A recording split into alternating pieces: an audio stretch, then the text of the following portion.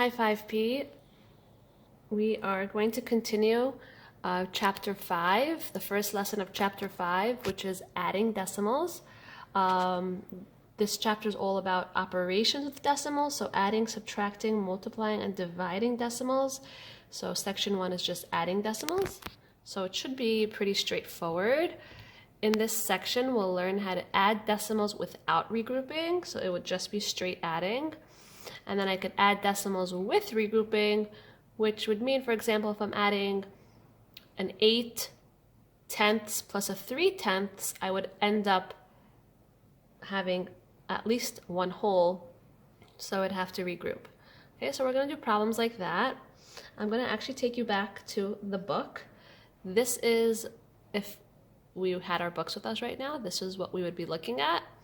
I'll show you the first problem. I'm going to skip through because some of them are very simple and I know you guys can do them. But if I have one whole and 1/10 plus 2 more tenths, so over here they're showing you with the discs, 1 and 1/10 plus 2/10 equals 1 and 3/10. So they're showing you how they lined it up. They're showing you with the place value discs. Okay, I'm going to here's another problem. I just want you to watch this for like 15 seconds. I have something really important I want you to see, so please hang in there. So if I have 2 and 63/100 plus 7 and 12/100, okay, so I'm showing you all my wholes, all my tenths, all my hundredths. I add up my hundredths first. So my 3 plus my 2 is my 5. 6 plus my 1, 6/10, 1/10 is 7/10, and then my wholes, my 2 wholes and 7 wholes and 9 wholes. So there you have 9 wholes and 75/100. But I'm going to take you ahead to a more complicated problem, which is the real reason I brought you here.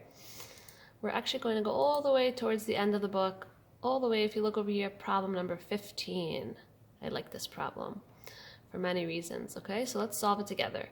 If I have 8 wholes and 4/10 plus 3 wholes and 67/100. Okay, so here I have the problem that I'm going to represent with these place value discs, our virtual manipulatives. So I'm showing you here I have 8 wholes and 4/10. There I have my 8 wholes and 4/10 plus 3 wholes, and there are my 3 wholes, plus 6/10 and 7/100. So in order to make this less confusing, we're going to put our 0 as a placeholder. So now when I add my 7/100 to 0, I end up with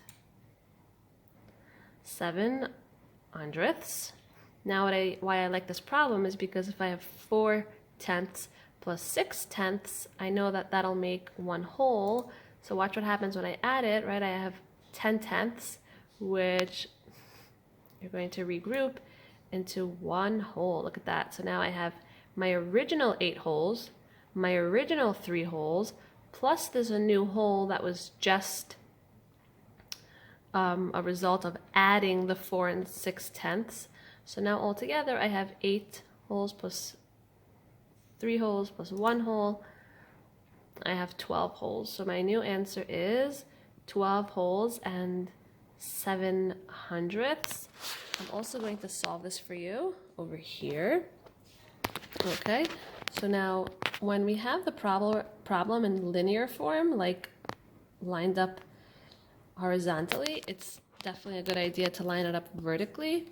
So I'm going to write 8. Sorry, that's a funny looking 8 and 4/10 plus 3 and 67/100. I'm going to put my 0 there so that I don't make a mistake. So I have 7, 4, and 6. Right, we make sure you don't forget your decimal. That's super important.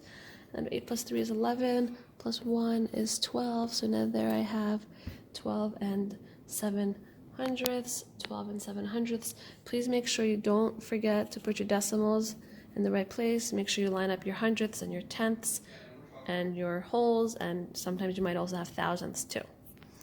Okay guys, good work.